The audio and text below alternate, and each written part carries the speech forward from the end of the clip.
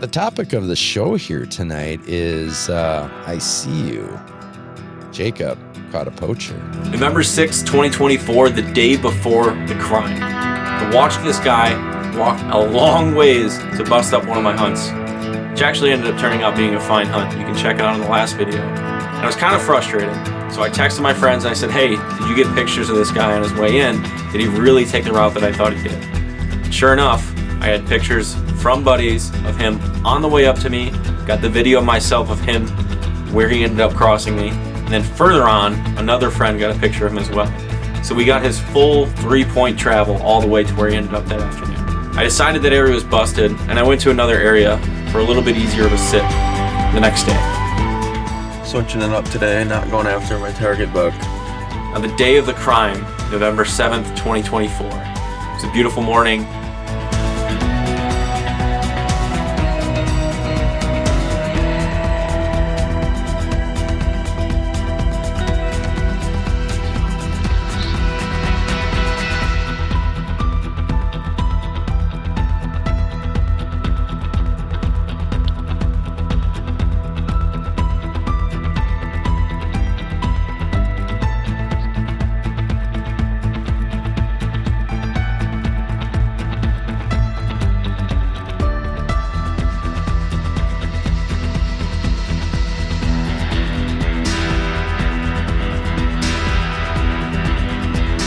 Quite uneventful sit. And about 3 minutes before closing light, right before I was about to get down, I saw a beautiful albino buck. Now this buck we had known for many, many years, and pretty much everyone had hunted this property had to cross by them at some point. Now it's illegal in Wisconsin to shoot an albino deer. Being just before closing, I smiled seeing this old friend on camera. And then as I was packing up and getting my standing sticks down, I was just about to take my last stick off the tree when I get another notification from the same cell camera. And I see that albino buck with its mouth open, panting, crossing back into the camera frame. I thought, that's weird. I went to go back to the stick and immediately got another notification. And it was that buck standing in front of the camera, mouth open, panting, with its guts hanging out. Now I'm going to show you the uncensored pic this time, so if you guys are a little squeamish, I'd recommend not watching this portion.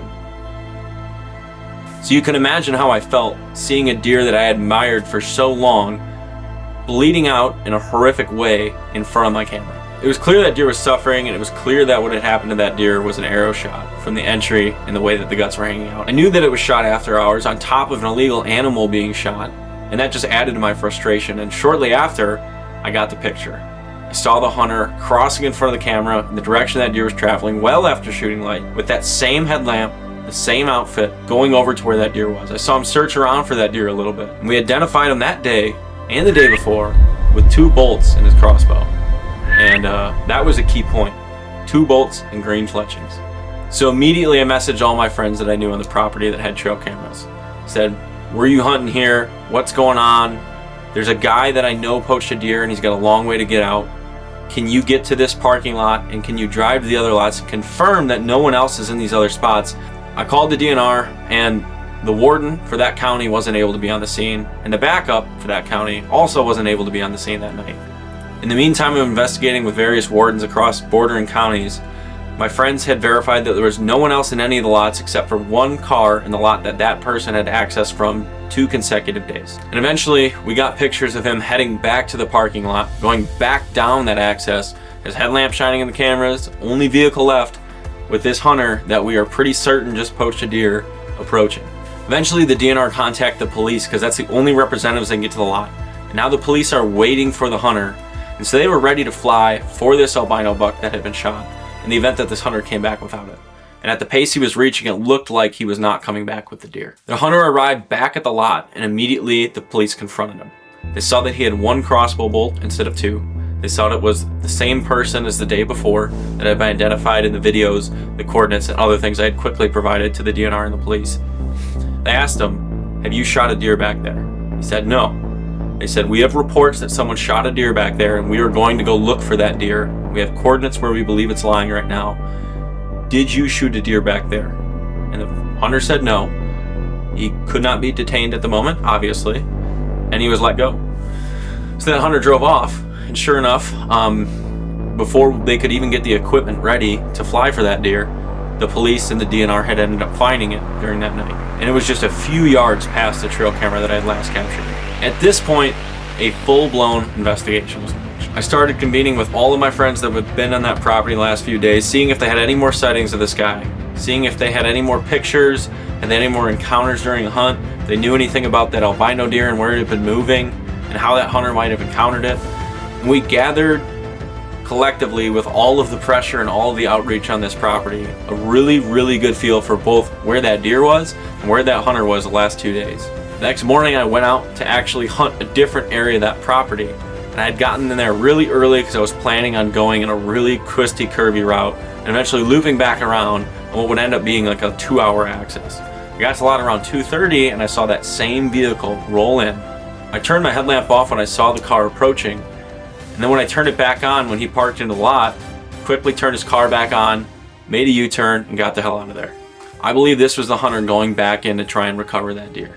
So at this point, we pretty much got the guy, we got the person, we've got the route, we have that he shot a deer after legal shooting light, he shot an illegal species, he lied to the police, and he deserted the carcass. They also found a crossbow bolt at the scene, which pretty much verifies who it was. It's been months of gathering data, getting little pieces of the investigation together, getting a court case together, and not talking about this to almost anyone except for just a few hints on what's been going on.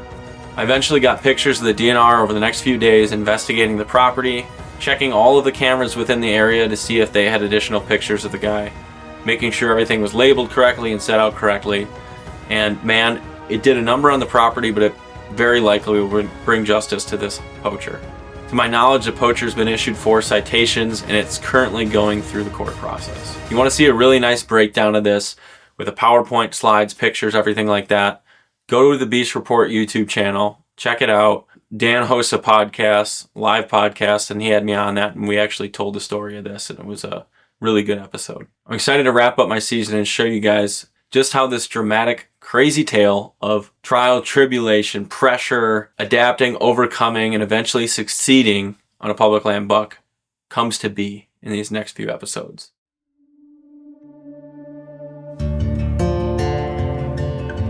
I can't believe I turned around and he was right there.